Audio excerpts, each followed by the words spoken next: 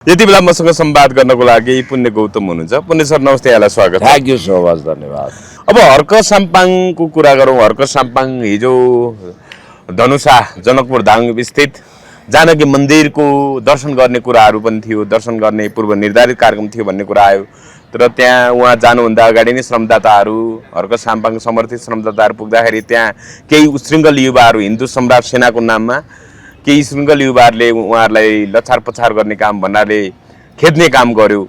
हर्क साम्पाङलाई नै खेदिए भन्दै त्यहाँ अस्ति आरएन राई लगायतलाई गाई काटेर खाना पाउनुपर्छ भन्ने अभियोग दिएको भन्दै माइती घरमा उनलाई खेद्ने युवाले पनि बोलेका थिए। यता पुण्य सर, अब आरएन राईको विषयमा हर्क साम्पाङले हिजो के भन्नुभयो भने आरएन राईलाई सुध्रिन दिनुपर्छ। उहाँले त्यसबेला जेन्जी उमेरमा त्यही स्कुलिङ अनुसार बोल्नुभयो। अहिले त संसदमा पनि माफी माग्नु भएको छ केही दिन अगाडि भनेर भन्नुभएको छ। कसरी हेर्नु भएको छ हिजोको त्यो घटना? एक डरले भन्दाखेरि मन्दिर भने त साझा सम्पत्ति हो, त्यो हिसाबले जो पनि गएर दर्शन गर्न पाउने कुरा हो। तर हर्क साम्पाङलाई अलिकति अब उहाँ पछि अलिकति नभ्याएर नजानु भएको भन्ने कुराहरू आयो। तर दर्शन गर्ने पूर्व निर्धारित कार्यक्रम त एक ढङ्गले ती हिन्दू सम्राट नामक कथित उच्छृङ्खल युवाहरूले बिथोले कसरी हेर्नुभयो यसलाई? के अब आरएन राईको अभिव्यक्ति विषयमा दिनुपर्छ पनि भन्नुभएको छ। एक सेन्टेन्समा भन्छु, त्यहाँ दोस्रो गौर घटना हुनबाट जोगियो त्यो ठाउँ। यो मैले किन भनिरहेको छु भने मैले त्यहाँको सिम्बोलिक गतिविधिहरू हेरेँ। हजुर, त्यहाँ वाकी टेकीमा कुरा गरिरहेको, त्यहाँ आक्रामक ढङ्गले आएको। उनीहरू के गर्छन् भने त्यो भिडपछि 2-4 जना देखिन्छन् सुरुमा, पछि क्रस बोर्डर क्राइम अर्थात् सीमा पार अपराध गर्ने थुप्रो मान्छेहरू, अझ यहाँ त धार्मिक र साम्प्रदायिक कुरा पनि छ। त्यहाँ एक त पहाडियाहरूले अतिक्रमण गरेको, दोस्रो गाई खाने कथित नक्कली क्रिस्चियनहरू त्यहाँ आएको भन्ने कुरा गरिदिन सक्छन्।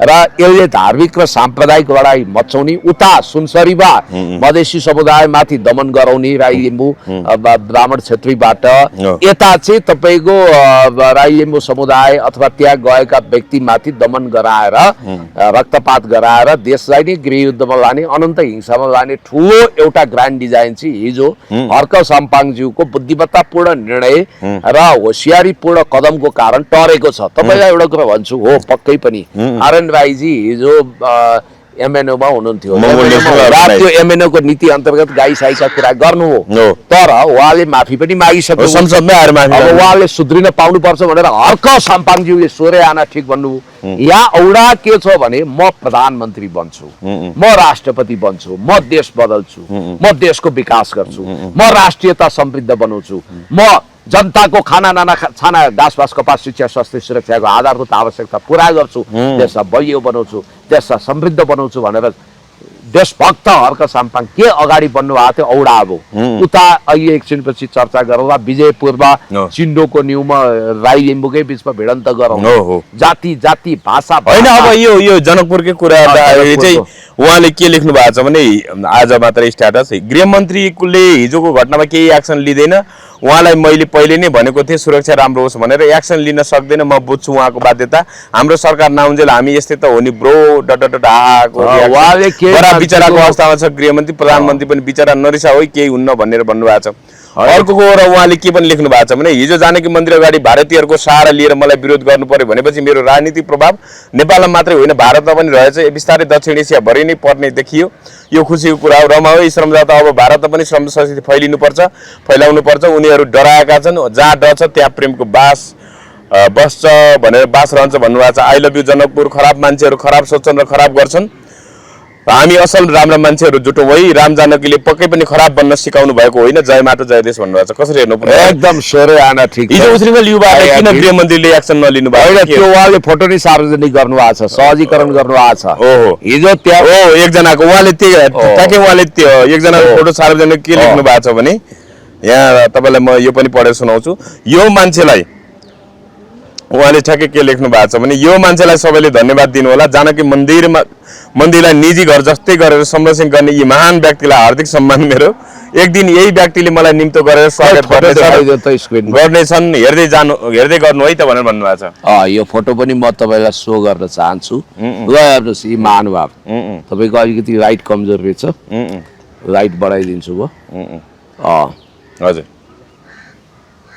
ल हेर्नुहोस्, यिनको असली उनको अगुवाईमा त्यसो भए श्रमदाताहरूलाई खेद्ने काम हो। फोकस गर्नुहोस्। हजुर हो, उहाँले लेख्नु भएको लगभग हामीलाई पछि फोटोबाट पनि हामी हालौँला। पुलिस के भन्नुहुन्छ? अब यहाँ कुरा के छ भने हुन त हर्क साम्पाङलाई सुन्नु न। मार्छु घर जलाउँछु भन्नेहरूलाई नि कारबाही भएन पहिला। होइन सुन्नु न, कारवाही हुँदैन। यो त सत्ताको पनि मिलेबतोमा भाव हो नि त।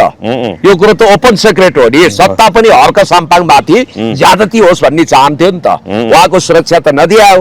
तपाईँलाई एउटा कुरो म के भन्छु भने त्यसो भए त अब रवि लामी छाने र बालन शाहलाई पनि कुनै पनि मन्दिर र तराईतिर प्रवेश गर्न दिनु भएन। किनभने त्यो पार्टीको खगेन्द्र सुनारले त झन् गाई काटेर खान पाउनुपर्छ भन्ने कुरोमा माफी नि मागेका छैनन्। आनन्द राईले त माफी मागिसकेका छन्। त्यस कारणले गर्दाखेरि हर्क साम्पाङलाई नक्कली पास्टर बनाइदिने। होइन, उनले त खगेन्द्र सुनारले त एआई भने नि त। के को एआई हुन्छ त्यो? उसमा त्यो पासाङ भाइले लिएको इन्टरभ्यू कसरी एआई हुन्छ?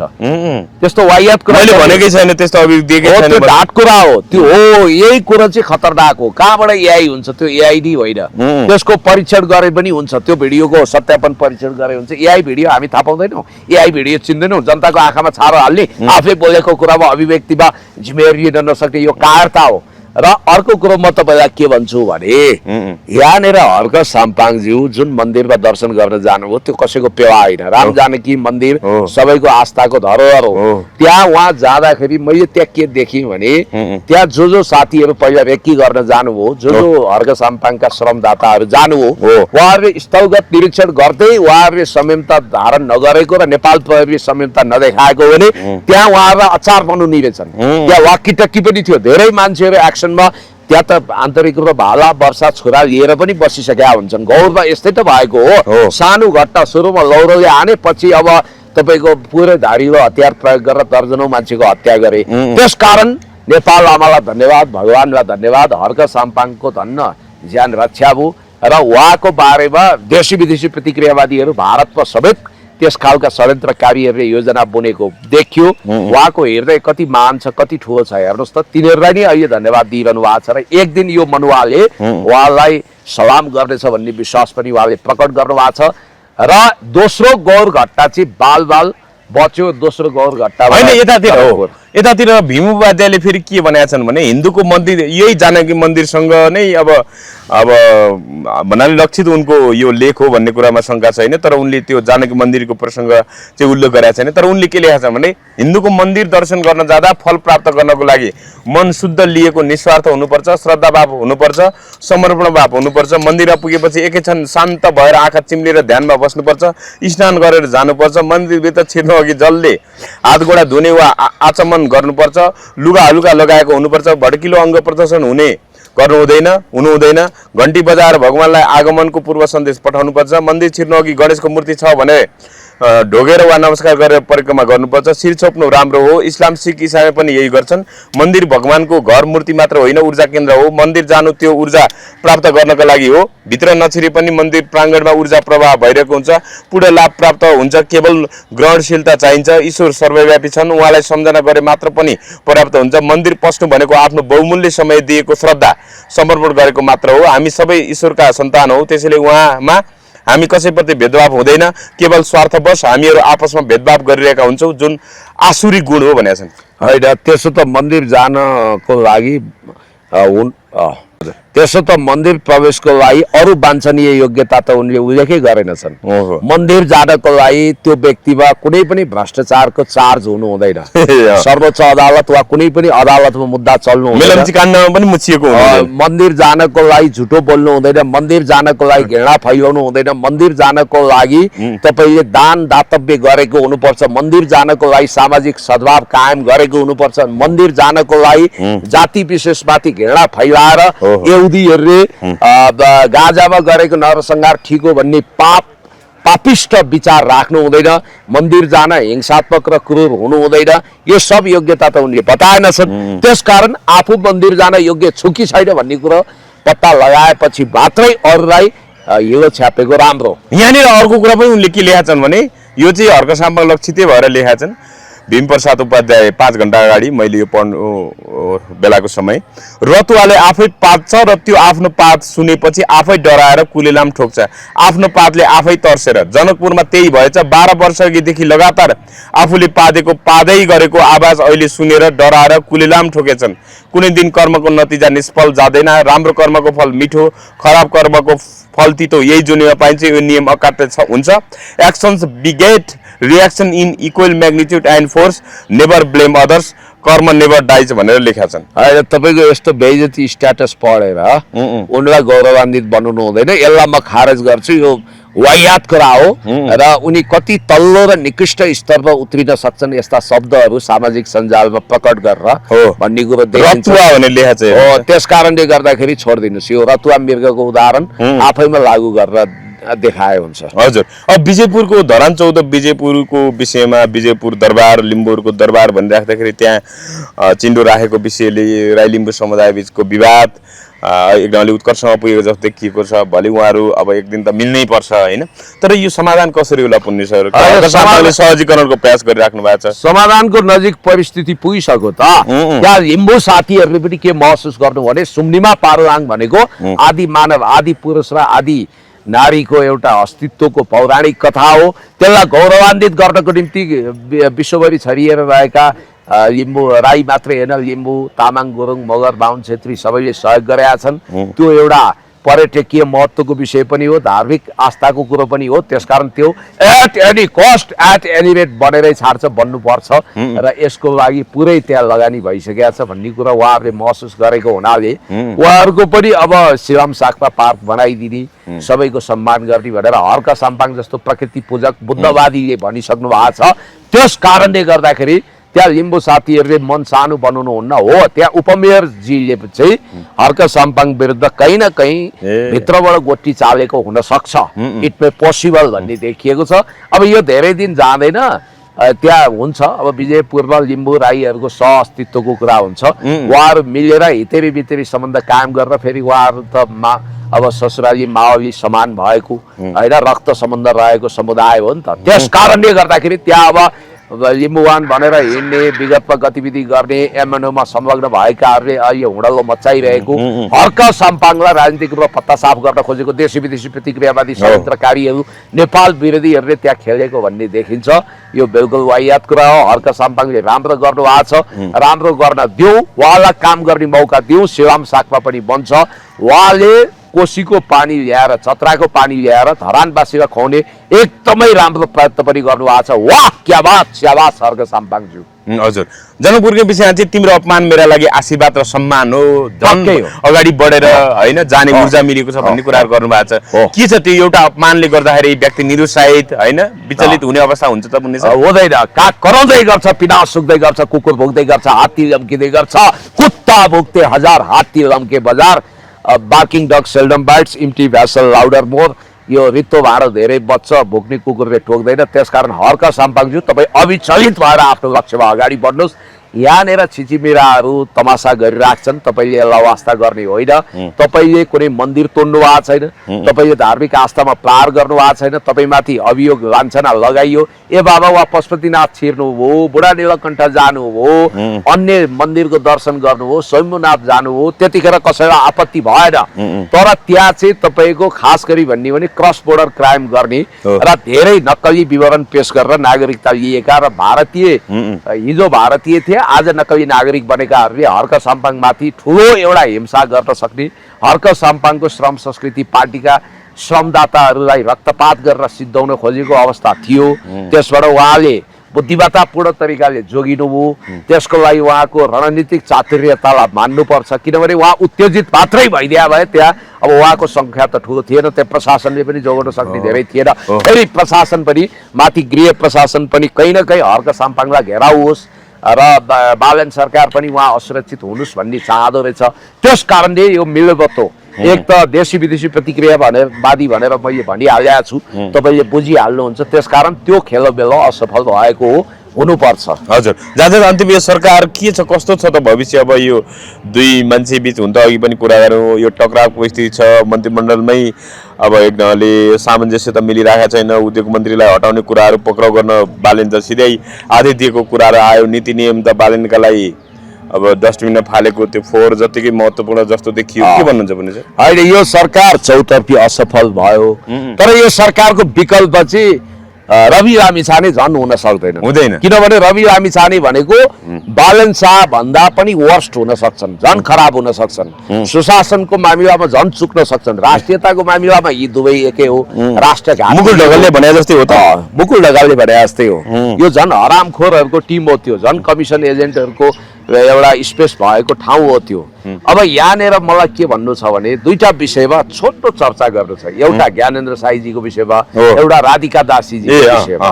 अब ज्ञानेन्द्र साईजीको विषयमा चाहिँ मलाई के भन्नु छ भने ज्ञानेन्द्र साईजीले अहिले जसरी घन्टे ग्याङ, खराने ग्याङ, चारडी श्रीमती बिहा गर्ने सहकारी ठग्ने भनेर रवि लामिछानेलाई पार गर्नुभयो, त्यसै गरी उहाँले खराने ग्याङ, घन्टे ग्याङ, टिओबी ग्याङ भनेर सुदन गुरुङदेखि बालेन शाहलाई पार गर्नु हो। र उहाँले अझ एउटा घातक काम चाहिँ के गरिदिनु भने उहाँ सत्ताको त आलोचना गर्नु हो, विदेशमा बसेर रेमिटेन्स धोएर नेपालको राष्ट्रिय अर्थतन्त्रको ठेकी भर्ने देशभक्त दाजुभाइ दिदीबहिनीहरूलाई बदनाम गरेर तिमीहरू बेल्चा हान्ने, तिमीहरू बुद्धि नभएका स्वाट भन्नुभएको छ, तेरा बाजेहरू तिमीहरूका बाउहरूलाई सोध भन्नुभएको छ र साले जस्तो शब्द प्रयोग गर्नुभएको छ।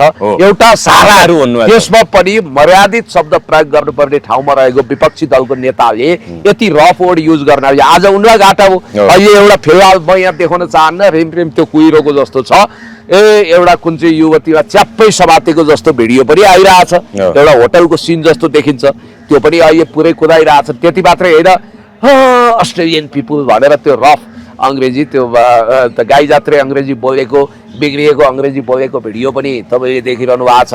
त्यति मात्रै होइन, म त नासाको लागि सेलेक्ट भएको थिएँ भन्नेदेखि भारतीय सेनाको हतियार परीक्षण गरेका फन्टुस कुराहरूको भिडियो पनि कुदाइरहेछन्। अझ फिटपिन भन्ने त्यो मिन गुरुङले त अब दलित श्रीमतीलाई हेपेर कहाँ पाखा पारेको, के गरेको, कालीबाटीमा चामल किन्दाखेरि तपाईँको खाद्यान्न किन्दा 10औं लाखको पेमेन्ट नगरेको, चेक बााउन्स भएको आदि इत्यादि कुरा उठाएका छन्। र त्यति मात्रै होइन, डिलिराम खनालको भिडियोलाई आड लिएर यो सिएसिएको झाँसा दिन छोड्नुहोस्, तपाईँ यदि +2 र एसएलसी हो भने सर्टिफिकेट देखाउनुहोस् भनेर पनि भनिरहेछन्।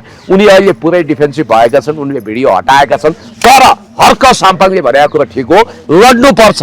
गलत प्रवृत्तिको भण्डाफोर गर्न अलिकति गलतै ठाउँमा उनी उभिए, तर अब यो मुद्दा सुद्धा लगाउने आदि इत्यादि गरेर केही फाइदा छैन। किनभने अब हर्क साम्पाङले पनि विगतमा आफूलाई काट्छु मार्छु भन्नेलाई साइबरमा उजुरी दिएको, त्यसको सुनवाई भएन।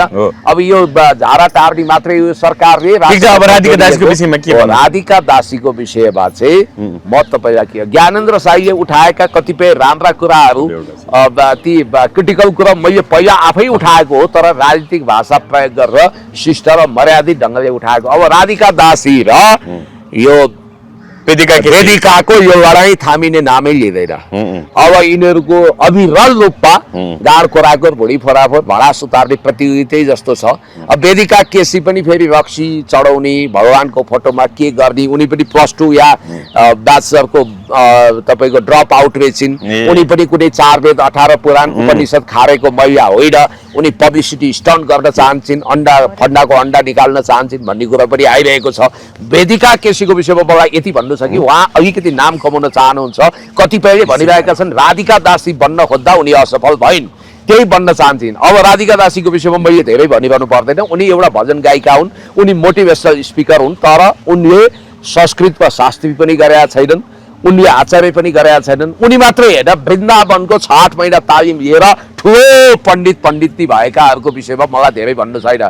जय शम्भो हर हर महादेव, श्री कृष्ण गोविन्द हरे मुरारे, हे नाथ नारायण वासुदेवा, ओम त्र्यम्बकम यजामहे सुगन्धिं पुष्टिवर्धनम, उर्वारुकमिव वन्दनान् मृत्युर्मोक्षे मातृतात्, ओम भूर्भुवस्स्य तत्सवितुर्वरेण्यं भर्गो देवस्य धीमहि धियो यो न प्रचोदयात्। म पण्डित हुन सक्दिनँ, मैले 4 वेद 18 पुराण खार्नुपर्छ, म शास्त्री वा तपाईँको आचार्य हुनुपर्छ। शास्त्री भने ब्याचलर सरह, आचार्य भनेको मास्टर सरह। तपाईँले गरुड पुराण पनि तपाईँको बुवा बित्दाखेरि हाम्रो दाजु बुवा बित्दा हामीले सुन्यौँ नि त, त्यहाँ गरुड पुराण तपाईँको कर्मकाण्ड गर्ने साधारण पण्डितले पनि फरर अङ्ग्रेज पहिला संस्कृतमा वाचन गर्छन्। राधिका दासी भनेको उहाँ वृन्दावनको तालिमवाला हो। अब हुन त वेदिकाले करोडौँ रुपियाँ कमाएको, भारतमा घर किनेको, अब एकजना इन्डियनलाई बोयफ्रेन्ड बनाएर श्रीमान सरको व्यवहार गरेको आदि डिभोर्स भएको भन्ने कुरा न, डिभोर्स भएको त उनले स्वीकारेका छन्। अब वेदिकालाई त मेरो छोरो समानको हौ तिमी, केटाकेटी मेरो छोरो भन्दा 2 वर्ष कान्छी रहेछिन्। हुन त राधिका दासीको अनुहारमा पुरै तनाव देखिन्छ। यस्तो लाग्छ 20 तारिकमा फर्किन्छु भन्ने राधिका दासी हतार हतार नेपाल आइन्।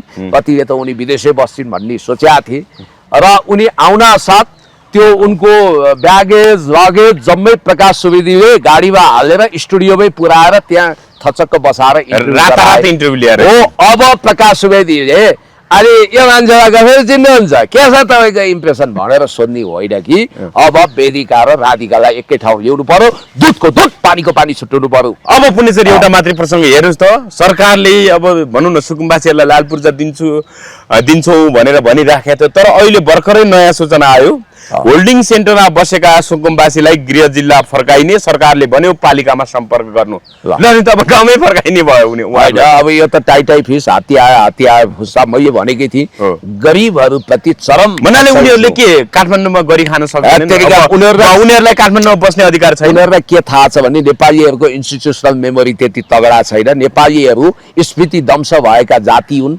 नेपालीहरूले पुराना सबै कुराहरू भुल्छन्। समयक्रम अनुसार अब गणेश नेपालीको चर्चा सेलाइसक्यो त, कसले त्यो चर्चा गर्छ? त्यस कारणले गर्दाखेरि नेपालीहरूको यही स्मृति दंशको कमजोरी थाहा पाएर अब यो कुरा फासफुस भइसक्यो। अब सुकुम्बासीको कसले मतलब गर्छ, यो हिजोको उहिलेको कुरा खोइएर गयो भन्ने खालको नेपालीको चेतनाको फाइदा उठाएर सरकारले अब लाल पूर्जा नदिने भयो। अब यिनीहरूले यसो गरिरहेछन्, दिदी कहाँबाट सरकारी जमिनबाट उठाएर सरकारी जमिन दिने। त्यस कारणले गर्दाखेरि सरकारले गम्भीर कुकर्म गरेको छ। भोलि हामी पनि सरकारमा आउन सक्छौँ। गाउँ गाउँ बस्ती बस्तीबाट लाखौँ गरिबहरू राष्ट्रवादी उठेर हर्क सम्पाङमा पुण्य गौतमलाई सिंहदरबार र प्रधानमन्त्री मन्त्री मान्नु पर्दैन, बिजोगै बनाए। त्यस कारण यिनीहरूलाई गरिबको आँसुले पोख्छ। घाटको भयो नि त उनी, गाउँ जाने भए त गाउँमा सुख भएको भए, गरी खान सजिलो भएको भए त उहाँहरू गाउँमै बस्नुहुन्थ्यो, किन काठमाडौँमा दुःख गर्थ्यौँ?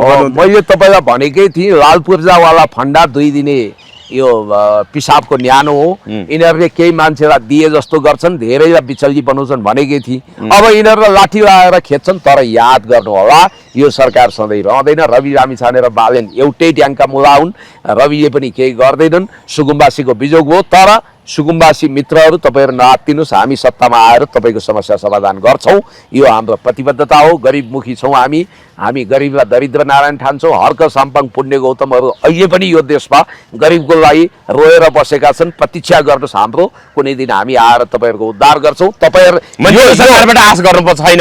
छैन, यिनीहरूलाई सरकार हो यो। अवश्य यिनीहरूलाई दैविक दण्ड पनि हुन्छ, कानुनी कारबाही पनि हुन्छ। अहिले शिक्षा र स्वास्थ्यमा लागेको जो 5% कर छ, त्यो कर चाहिँ बालेन शाहले पनि स्टार्ट लेखे होइन, अनि हटाए।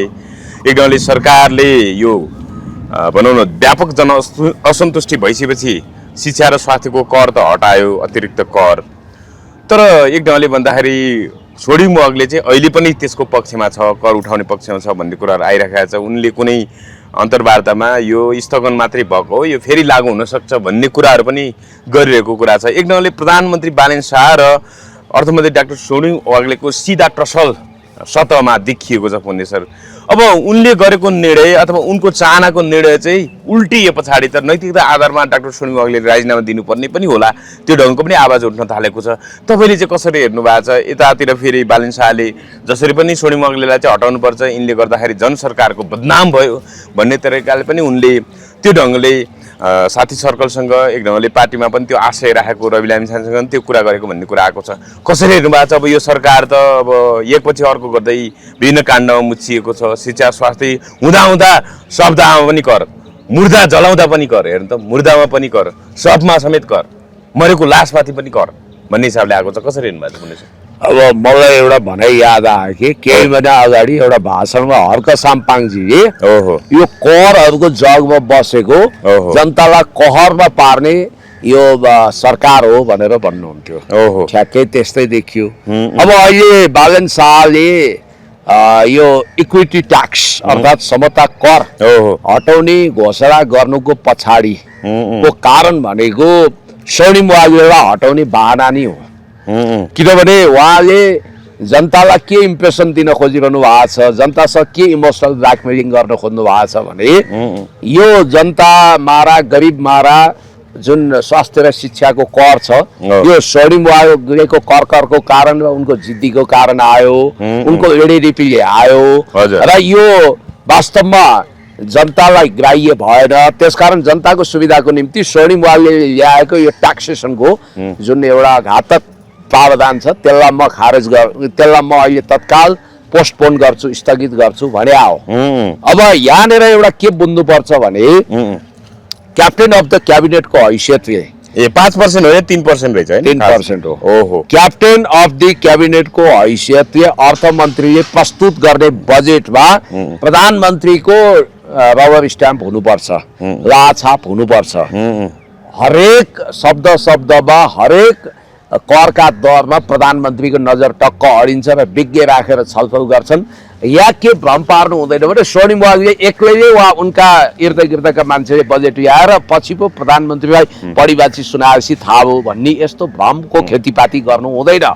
तर बालन शाह निक्लिए चलाक, उनलाई जसरी पनि स्वर्णिम वाग्ले हटाउनु छ। त्यसकारण स्वर्णिम वाग्लेलाई बदनाम गर्ने, भविष्यमा उनी माथि सरकारी निकायबाट छानबिन गर्ने र उनले अहिले सकुनी पासा फ्याँकेर बालन शाहकै इन्द्रासन ताकेर रवि लामिछाने प्रधानमन्त्री हुन नसक्ने कानुनी अवस्थाको कारण आफू प्रधानमन्त्री हुने, बालन शाहको कुर्सी हत्याउने जुन घातक बालन शाहको लागि आत्मघाती खेल खेलेका छन् हो, त्यही कुरोबाट बालनलाई स्वर्णिमलाई हमेसा पन्साउनको निम्ति उनले पनि नयाँ रणनीतिक गोटी चालेका हुन्। अब यहाँ एउटा कुरो के बुझ्नुपर्छ भने स्वर्णिम वाग्लेले भने चाहिँ बालन शाहले पनि यो स्थगित गरेको मात्रै हुन सक्छ है, खारेज भनेका छैनन् बालन शाहले, हालको लागि स्थगित भनेका छन्। हटाइयो भनेका छन् उनले। हटाइयो भनेको चाहिँ हालको लागि स्थगित भनिएको हो, त्यो खारेज होइन। यो हटाइयो भनेको तत्कालको लागि यो स्थगन गरिएको भन्ने अर्थ हो। फेरि अर्को बहानामा अर्को वर्ष कुनै समयमा यसलाई पुनः ब्याउताउन सक्ने सम्भावनालाई जीवित राखेका छन् यी दुवैले। त्यसकारण यो त के भने जनताको आक्रोशको ज्वाला दन्किन्छ, फेरि अर्को आन्दोलन हुन सक्छ, गरिबहरू उठ्न सक्छन्, जनताले यो करको बोझ थेक्न सक्दैनन्। अब मर्दै गरेको मान्छेको मुर्दा घरमा पनि कर लाग्ने, यो खालको करको ज्यादतीमा जनता पिल्सिए भनेर होइन। एउटा गरिबले अब आफ्नो भनौँ न कोही आफन्त मर्दा पनि त्यसमा पनि अतिरिक्त भार पर्ने भयो के पुण्य सर? कसरी हेर्नु भएको छ? आफ्नो अब भनौँ न मान्छे गुमाएको पीडा त आफ्नो ठाउँमा छ, त्यसमाथि फेरि त्यही जलाउँदा पनि कर लाग्ने विषयले अर्को चिन्ता थपिएन। भलै यो जनआक्रोश थेक्न नसकेर यिनीहरूले यो प्रस्ताव फिर्ता लिए, तर यिनीहरूको इन्टेन्सन त बजेट आउँदै बुझियो नि त।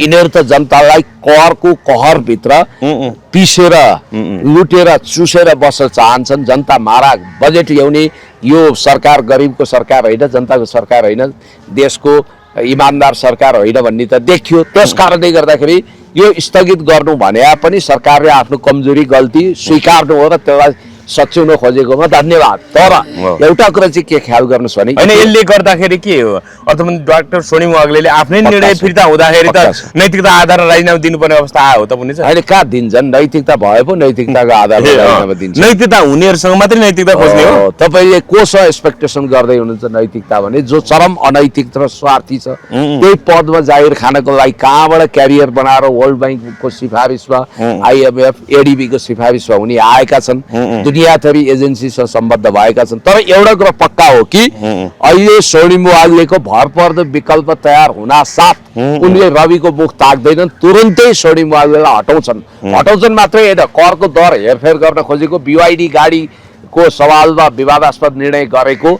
आदि इत्यादि अभियोगमा यिनीमाथि central investigation bureau of police CIB मार्फत छानबिन पनि गर्न सक्छन् बालन शाहले र अख्तियार लगाउन पनि सक्छन् यिनलाई। र किन त्यो गर्दैछन् भने बालन शाह को कुर्सीको खुट्टा भाँचेर रवि लामिछाने तत्काल आउन नसक्ने अवस्था छ। पहिला त यिनले जसरी हुन्छ बालेनलाई हटाउनको लागि नीतिगत निर्देशन दिनको लागि एउटा सकुनी पासा फ्याँकिसके।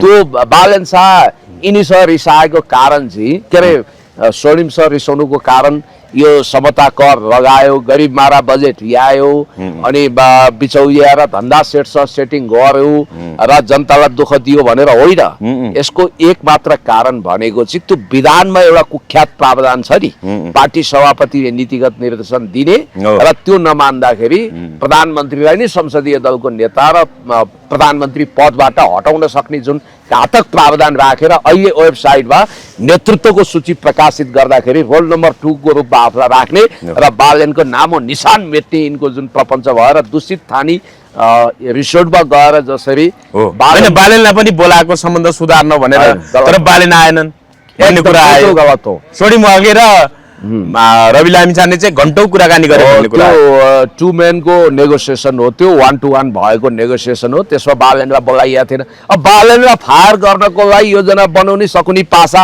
फ्याँक्ने योजना बनाउने मिटिङमा त्यो बालेन बोलाउँछन्। यस्तो बेवकुफ कुरा हामीले सोच्नै भएन। त्यस कारणले गर्दाखेरि होइन, यो सरकारकै कुरा त पुण्यश्वर अर्थमन्त्री डाक्टर सोडी मुवाग्लेले चाहिँ जस्तो हरेक दिन एकजना नेपाली चाहिँ लखपति बनाउने कार्यविधि पनि अगाडि ल्याएछन् होइन। जस्तो त्यो चाहिँ के भने मूल्य अभिवृद्धि कर, भ्याट र स्थायी लेखा नम्बर प्यानमा आबद्ध भएका तथा 100 रुपियाँ भन्दा बढीको कारोबारमा अनलाइन वा नगद भुक्तानी गरी बिल लिएका नागरिकहरू यो योजनामा सरिक हुन पाउनेछन् भन्ने कुरा छ। अब यो चाहिँ हाललाई हरेक महिनाको 16 गते र अन्तिम दिन पाक्षिक रूपमा लखपति योजना, अहिले चाहिँ 15-15 दिनको योजना छ। अब हरेक दिन चिट्ठा मार्फत 100 भन्दा बढीको अनलाइन कारोबार अथवा नगद भुक्तानी गरेर सक्कली बिल ल्याए पनि उनीहरू त्यो योजनामा सहभागी हुन पाउने भन्ने कुरा भन्नाले चिट्ठाद्वारा चाहिँ नागरिकहरू लाखपति हुने भन्ने यो के हो? यो जुवा खेला जस्तो भएन र? अमेरिकामा अरबौंको चिट्ठा खोल्छ। अब यो धनीले मात्रै धेरै पर्यो भने के हो? त्यसकारण यो त एउटा निश्चित वर्गलाई लक्षित गरेर भाग्योदय चिट्ठा लटरी लगाउने होइन कि योजनाबद्ध रूपमा करोडपति होइन अरबपति बनाउनु पर्छ अहिलेको समयमा। के अरे लखपति होइन करोडपति र अरबपति बनाउनु पर्ने समय हो। तर अब यो खालको फन्टुस कुराहरू गरेर जनतालाई उरल र धुरल पारेर जनताको दिमाग भुट्टे ब्रेन वास गर्ने काम त यिनीहरूले गर्छन्। तपाईलाई यति कुरा भन्न चाहन्छु कि सायद स्वर्णिम वाग्लेको पदमा कुनै पनि दिन अहिलेको गभर्नर जसरी पहिला युवराज खतिवडा गभर्नर हुँदै अर्थमन्त्री हुनुभयो त्यसै गरी गभर्नरको अनुभव बटुलेका चितवन निवासी काङ्ग्रेसी कोटाबाट गभर्नर भए पनि फायर नगरिएका विश्वनाथ पौडेल यदि अर्थमन्त्री भयो भने पनि तपाईँ आश्चर्य मान्नु पर्दैन। अर्थमन्त्री विश्वनाथ पौडेल पो हुँदैछ। विदुषी राणासँग त्यो अर्थतन्त्रको गहिरो अनुभव नहुनाले आर्थिक प्रणालीका क्षेत्रहरू उनले पत्ता नलगाउने र यो चुनौतीहरूलाई सामना गर्ने क्षमता नहुनाले सायद विश्वनाथ पौडेल वा कुनै त्यस्तै पात्रलाई ल्याउन कुमार बेन र बालेन शाह रसाकसी गरेका छन्। अब उनीहरूलाई त के भएर अहिले उनीहरूले ठेक्का पनि आफ्नै मान्छेलाई पारिरहेछन्। सुनिल र तपाईँको यो एउटा के माग्ने बुढो के एउटा छ नि कलाकार पाडे भन्ने हो, त्यसको कम्पनीलाई नै ठेक्का दिन खोजिरहेछन् होइन, सस्तोमा बिट गराएर। भनेपछि सेटिङमा धेरै काम भइरहेछ त, हामीले पो थाहा पाएको छैनौँ। तर याद गर्नु होला है, फेरि सुशासनको मामिलामा चाहिँ यो रवि लामिछाने झन् कमजोर छन् नि। बालेन शाह जति पनि छैनन्, पैसाको मामिलामा बडा लोभी मान्छे हो। पैसा मामिलामा रवि लामिछाने बालेन शाह भन्दा धेरै लोभी मान्छे। धेरै लोभी के हो? त्यसको एक्जाम्पल चाहिँ के हो? हेर्नु म तपाईलाई भन्छु होइन, दुनियाँ थरी काण्ड लागेको छ नि त पैसाको कारण, पैसा र चरित्र यो दुईटा कुरामा रवि लामिछाने खरो उत्रिन सक्दैनन्। उनको केसहरूले यो बताउँछ नैतिक चरित्र र पैसा। तपाईलाई म भन्छु बालेन शाह पनि दुधले धोएको होइनन्, तर बालेन शाह र रविमा राष्ट्रियताको विषयमा केही फरक छैन। किनभने त्यो सिक्कामा चुच्चे नक्सा कालापानी लिम्पियाद्वारा समेटिएको चुच्चे नक्सा हटाएर त्यो अमेरिकाले रिस्ट्रक्चर गरेको तिब्बती मोडलको मुस्ताङ्गी गुम्बाको फोटो राख्ने कुरामा नीतिगत निर्देशन दिएर त्यसो नगर्नु भन्दैनन् रवि लामिछाने। त्यो कुरामा सँगै छन्। नेपालले भारतको सीमा मिचेको कुख्यात कुरो बालेन शाहले गर्दा खबरदार त्यो तपाईँ सच्याउनुहोस्, आइ एम सो सरी भन्नुहोस्, संसदको रेकर्डबाट हटाउनुहोस्, जानुहोस् संसद भनेर भन्दैनन् उनी होइन। अब डोजर चल्दा छाती थाप्दैनन्, छाती थाप्न मात्रै खोजे भए डोजर त उनीलाई कुल्चिएर जाँदैन थियो। सब कुरोमा बालेनको जे कुकर्म छ त्यसमा उनले लाछाप होइन लगाए। अहिले यो सरकारले जस्तो यो सरकारलाई होइन अमेरिकाको साथ छ, यो सेनाले बनाएको सरकार हो भनेर आरोप लागिराख्दाखेरि त अब भनौँ न 1 रुपियाँको सिक्कामा त होइन अब त्यो हाम्रो चुच्चे नक्सा थियो लिम्पियाधुरा लिपुलेख र कालापानी अङ्कित त्यो तस्बिर सहितको सिक्का छापिन्थ्यो, तर अहिले त त्यसलाई हटाएर मुस्ताङमा अमेरिकी सहयोगमा बनेको लु भ्याकुर भन्ने गुम्बा चित्र राख्ने कुरा पो आयो पुण्यश्वर। कसरी हेर्नु भएको छ? यो त एक ढङ्गले भन्दा राष्ट्रियताको विषयमा एकदमै आत्मघाती कदम हो भनेर भनिरहेछन्। यता भारतीय मिडियाहरू आज तक लगायत अन्य मिडियाले पनि ल हेर्नुहोस् झुका नेपाल, नेपाल झुक्यो, अब नेपालले कालापानी लिपुलेख र लिम्पियाधुरा त भारतकै हो भन्ने कुरा बालन शाहकै मन्त्री परिषदले स्वीकार गर्यो भनिरहेछन्। उनीहरू एकदमै यो बालन शाहको सरकारको यो आफ्नो देशको आत्मघाती निर्णयलाई त्यहाँ धन्यवाद दिइरहेछन्, स्वागत गरिरहेछन्। पुण्यश्वर यो कस्तो खालको? अब तपाईँले बुझ्नुहोस्, रवि लामिछाने इन्डिया भिजिट गरेर आइसकेपछि सभापतिको नीतिगत निर्देशन नमानेमा बालन शाहलाई प्रधानमन्त्री पदबाट हटाउन सक्ने वैधानिक प्रावधान लुसुक्क रासोपाले स्वर्णिम वाग्लेको सकुनी पासा फ्याँकेपछि राख्यो। अब त्यसपछि बालेनले असुरक्षित महसुस गरे। उनले आफ्नो कुर्सीको खुट्टा नभाँचियोस् भनेर हदै दलाली गरेर नेपालले पनि भारतको जमिन मिच्या छ भन्ने घातक स्टेटमेन्ट दिएका थिए। उनका चेलीबेटीहरू जम्मै भारतमा बिहा गरेका छन् धेरै जसो। अब अहिले आएर त्यसैको क्लाइमेक्समा चुच्चे नक्सा जहाँ कालापानी लिपुलेख लिम्पियाधुरा समेटिएको छ त्यो समेटिएको नक्सा राखेर अब तपाईँको सिक्का टङ्कन हुने अवस्था थियो, भइरहेको थियो। अहिले त्यो सिक्कामा कालापानी लिपुलेख लिम्पियाधुराको नक्सा समेटिएको जस्ता केपी शर्मा ओलीज्यूले जारी गर्नुभएको थियो, त्यही नक्सा जारी गर्यो भनेर त्यत्रो जेन्जी मोमेन्ट खडा गरेर केपी शर्मा ओलीज्यूलाई खेदेको। हुन त विगतको सरकार सुशासनमा चुकेको थियो, म यो मान्छु, तर त्यसको मेन कारण भने केपी ओलीलाई हटाउनै पर्ने कारण भनेपछि एसपीपी पास गर्न नदिने, त्यसलाई खारेज गर्न भूमिका खेल्ने प्लस चुच्चे नक्सा जारी गर्ने, यही दुई कारणले केपी शर्मा ओलीज्यूलाई डिजास्टर हो। अब बालेनले चुच्चे नक्सा अंकित सिक्का ननिकाल्ने भन्ने बित्तिकै यसमा धेरै लम्बे चौडा बौद्धिक विलासको कुरा गर्नै पर्दैन, बौद्धिक बहस गर्नै पर्दैन, सिधा स्पष्ट कुरा हो। बालेन शाह चुच्चे नक्सा मन पराउँदैनन्। भारतको इशारामा जो ग्रेटर नेपाल राखे पनि त्यो नक्कली खोक्रो राष्ट्रवाद रहेछ, त्यो खोक्रो आज राखेका छन् त छैनन्। आज त मन्त्री परिषद बैठक के बस्दा पनि पछाडि त्यो चुच्चे नक्सा देखिँदैन, नक्सै देखिँदैन, नक्सै राख्दैनन्। यहाँबाट के बुझ्नुहोस् भने चुच्चे नक्सालाई नक्साप्रति भारतको विरक्ति जति छ बालेनको पनि त्यत्तिकै असहमति देखियो र उनी चुच्चे नक्सा मान्दैनन् भन्ने कुरा बुझियो। त्यसकारण यो घातक कुरा हो। यो भने चाहिँ फिर्ता लिनुपर्छ, यो कुरा तुरन्त फिर्ता लिनुपर्छ। हो रवि लामिछाने भारतीयहरू त यो सरकारको यो निर्णयले एकदम रमाए पुण्यश्वर। धन्यवाद सरकार, बालेन सरकार, तिमीले लिपुलेख लिम्पियाधुरा र कालापानी हाम्रै हो, भारतकै हो भन्ने प्रमाणित गर्यो होइन। त्यो कुरा तिमीहरूकै आफ्नै निर्णयबाट पुष्टि हुन्छ भन्न थाले उनीहरू त। हेर्नु उनीहरू त्यो भनेर हामीलाई हेपिरहेछन्, हामीले देखिरहेछौँ। त्यसो त आफै त महादेव उत्तानोटाङ कल्ले देउला बरको स्थितिमा भारत पुगिसक्यो। भारतमा तपाईँको यहाँको जस्तै यहाँ जेन्जी भन्यो त्यहाँ कक्रोचवाला कक्रोच जनता पार्टीको आन्दोलन भनेर त्यहाँ व्यापक जन्तर मन्तर संसद भवन अगाडि लाखौं युवाहरूको भिड जम्मा भइसक्यो विद्यार्थीहरूको। उनीहरूले आवरणमा हेर्दा सोनाम वाङचुकको आह्वानमा उनको हङ्गर स्ट्राइक अर्थात् उनको भोक हडताललाई समर्थन गरेर लाखौंको जुलुस त्यहाँ कलकत्तामा निकाले देखिन्छ। तर कुरा के हो भने धर्मेन्द्र प्रधानको राजीनामामा मात्र त्यो सीमित हुँदैन। धर्मेन्द्र प्रधान त्यहाँका शिक्षा मन्त्री हुन्, उनले शिक्षा क्षेत्रमा दूषित निर्णय गरे र त्यसको विरुद्ध प्रोटेस्ट भयो र त्यसको प्रोटेस्टपछि तपाईँको अब बलिउड कलाकारहरूले पनि त्यस विरुद्धको हङ्गर स्ट्राइकमा अर्थात् भोक हडतालमा सोनाम वाङचुकलाई समर्थन गरेका छन्। सोनाम वाङचुक भने कतिपयले चाहिँ नेपालको महावीर पुनसँग तुलना गर्छन्, तुलना हुँदैन। सोनाम वाङचुकको भूमिकाबाटै प्रभावित भएर 3 इडियटमा यो आमिर खानले एउटा क्यारेक्टर गरेका थिए। उनी त्यहाँको सोसियल एक्टिभिस्ट हुन्, धेरै राम्रो छन्। हुन त त्यहाँ आरोप लगाइदिन त के छ र चाइनिज एजेन्ट अमेरिकन एजेन्ट पनि भन्न भ्याए बिजेपीका दफ्तरमा भए मान्छेहरूले। तर एउटा कुरा ख्याल गर्नु होला, यो थामिने नाम लिँदैन।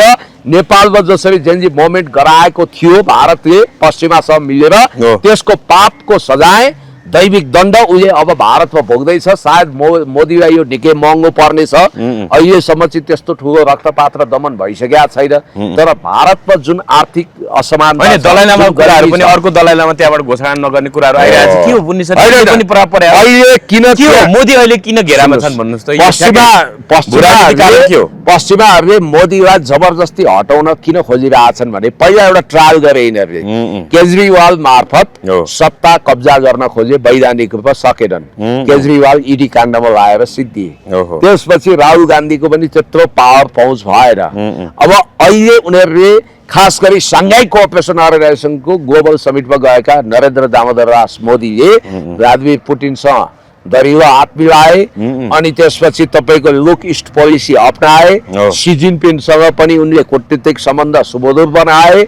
एक चीन नीति अन्तर्गत तिब्बत र ताइवानको मामिलामा उनी चीन र रसियासँगै उभिए भनेर पश्चिमाहरूसँग टाढिएको यसलाई भारतलाई जवाफ दिन एकातिर पाकिस्तानलाई काखी च्यापेको छ उसले, अमेरिकनहरूले। दोस्रो डोनाल्ड ट्रम्पले म किन उनलाई सङ्कट पारौँ भनेर मैले दया गरेको भनेर पनि पहिला भनेका थिए। अहिले अमेरिकनहरू खास गरी दक्षिण एसिया क्षेत्र अशान्त बनाउन चाहन्छन्। या नेपाल भारत अस्थिर बनाएर उनीहरू तिब्बत हुँदै चाइना हान्ने प्लानमा छन्। त्यसको लागि चिकन नेकवाला एउटा नयाँ स्टेट पनि उनीहरू बनाउँदैछन्। यो कुकल्यान्ड नामक क्रिस्चियन ल्यान्ड पनि उनीहरू क्रिस्चियन स्टेट पनि बनाउँदैछन्। र भारतमा नरेन्द्र दामोदर दास मोदीको हिन्दू अतिवादी सत्ताको तख्ता पल्टाउन अहिले यो आन्दोलन भएको। सम्भवतः यसमा विवेक र बुद्धि पुर्याएनन् र अन्तर्राष्ट्रिय सम्बन्ध दह्रो गरी कायम गरेनन्। रुस र चीनसँग नयाँ समझदारी नवीन सम्झौता गरेनन् भने मोदीको सत्ता जुनसुकै समय यस्तै नेपालको जेन्जी आन्दोलन भने जस्तै यस्तै आन्दोलनले उडाइदिन्छ। होइन, त्यहाँ त सहभागीहरू विद्यार्थीहरूले जस्तो त्यहाँ फेरि प्रहरीको दमन पनि उस्तै देखिन्छ। पत्रकारहरूलाई पनि ड्यामडुम कुटिरहेछन्, लाठी हानिरहेछन्, होइन ब्याटन हानिरहेछन्। र सँगसँगै अब मैले भन्नु खोजेको चाहिँ त्यहाँका प्रदर्शनकारी सहभागीहरूले के भनेका छन् भने ल हामी त नेपाल भन्छ, नेपालमा संसद जसरी जल्यो त्यस्तै जलाउँछौँ भनिरहेछन्। मान्छे एकदमै यो त उत्तेजक आक्रोशित भिड जस्तो देखिन्छ। जस्तोसुकै काम गर्न होइन त्यो ढङ्गले भनौँ न क्रियाकलाप गर्न पनि उनीहरू पछि नअट्ने जस्तो देखिया छ। कसरी हेर्नु भएको छ? यो त हिंसात्मक उत्तेजक बन्ला जस्तो देखियो होइन। भारतको आन्दोलन नेपालमा कस्तो असर पर्छ? दुईटा कुरा हो। एउटा भारतको असर नेपालमा कस्तो? भारत आन्तरिक रूपमा बारुदमाथि उभिएको देश जस्तो भएको छ। त्यहाँ गरिबी छ, यति चर्को गरिबी छ नेपालमा भन्दा ज्यादा। असमानता छ, पीडा छ। खरबपतिहरू त्यही मुम्बईमा अम्बानी अडानीहरू स्वर्गीय जीवन बाँचेका छन्। अस्ति त्यत्रो बाढी पहिरो आयो तर पृथ्वी नर्क भोग गरिरहेका छन् त्यहाँ झोपडपट्टिका गरिबहरू। आर्थिक असमानता चर्को छ। नवउदारवादी पुँजीवादले भारतलाई दग्ध बनाएको छ। त्यो अवस्थामा देश जनता विकास समृद्धिको पक्षमा मोदीले खासै काम गर्न नसकेको। भाइ और बहनों हम राम राज्य ल्याएंगे भन्छन्, केही पनि गर्दैनन्। भनेपछि जसरी सी जिनपिङ सत्तामा सँगसँगै आए उनीसँगै 1 वर्ष अगाडि आएका थिए। तर सी जिनपिङले बिलो अफ पोभर्टी लेभल अर्थात् गरिबीको रेखा मुनि रहेका 25 करोड जनतालाई मध्यम वर्गमा फेरि करोडपति बनाए। तर मोदी शासनमा झन्झन कंगाल हुँदै गए र मोदी वास्तवमा एउटा चायवाला साबित भए। अन्तर्राष्ट्रिय सम्बन्धमा पनि फेल भए। पाकिस्तानसँग युद्ध भड्काएर के नगरौँला भने त्यसमा पनि असफल भएको हुनाले चौतर्फी बहुआयामिक समस्या गुजुल्टिएर अहिले मोदी माथि नै आपतकाल खनिएको छ। होइन, तर यहाँका हिन्दूवादी नेताहरू सनातनी भन्दै सनातनीको विश्वको 1 नम्बर नेता हो मोदी भन्छन् त। फेरि होइन, विश्वको 1 नम्बर 2 नम्बर के भन्छन् यहाँ त भनिहाल्छन्। अब मोदीले ल्याइदिएर खाउँला भन्ने आशा पनि होला। तर कुरा के हो भने भारत अहिले बारुदमाथि उभिएको छ र त्यहाँ एक काठी सलाई वा एउटा लाइटर कोरियो भने त्यो विस्फोट हुन सक्छ भनेर अन्तर्राष्ट्रिय विशेषज्ञहरूले पनि भनेका छन्। अहिले CNN, BBC, इन्टरनेसनल हेराल्ड ट्रिब्युनमा यो विषयमा थुप्रो एनालाइटिकल आर्टिकलहरू आएको अथवा त्यहाँनिर विश्लेषण भइरहेको हामीले बुझेका छौँ। तपाईँलाई एउटा कुरा के भन्छु भने खैर यो एउटा प्रसङ्ग हो। नेपालमा अघि हामीले कुरा गरेका थियौँ नि स्वर्णिम वाग्लेको। स्वर्णिम वाग्ले रवि लामिछानेसँग मिलेर बालन शाहलाई पदच्युत गर्न चाहन्छन्। अनि बालन शाहलाई पदच्युत गर्दा उनलाई राम्रोसँग थाहा छ कि रविको अहिलेका विभिन्न मुद्दाको कारण रवि प्रधानमन्त्री बन्न सक्दैनन्। अहिले मात्रै होइन, धेरै कालसम्म सम्भवतः जीवनभरि पनि नबन्न सक्छन्। किनभने बालनले उनको अन्तिम ठेगाना सेन्ट्रल जेल बनाइदिन सक्छन्। अहिले तत्काल हटाउन पाइयो भने बालनको ठाउँमा नयाँ पात्रको रूपमा म प्रधानमन्त्री हुन्छु भन्ने उनले सपना देखेका होलान्, तर उनको सपना बालेन मार्फत होरिए उड्छ। यही हो कुरा। हजुर, हस्, धन्यवाद पुण्य Thank you. समयका लागि।